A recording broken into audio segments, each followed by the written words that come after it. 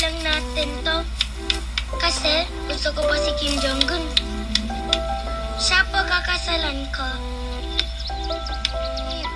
Bakit gusto mo si Jong-un? Kasi cute po siya. Ang pinaka-cute. Ay, nako.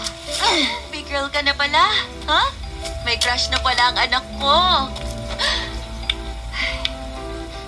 Pero ang wish ni Mama, sana Kumyong, huwag ka munang magmadali na tumanda. Ganyan ka na muna. Bakit po? Kasi nakakatuwa ka sa ngayon. Sobrang nakakatuwa.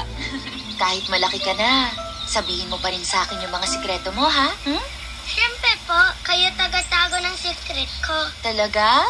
Parang kayo po ang best friend ko. Mas malapit pa kay Kim Jong-un? Bata ka pa. 4 na araw kang umiyak kasi ayaw ni Kim Jong-un na. Umupo, nakatabi ka.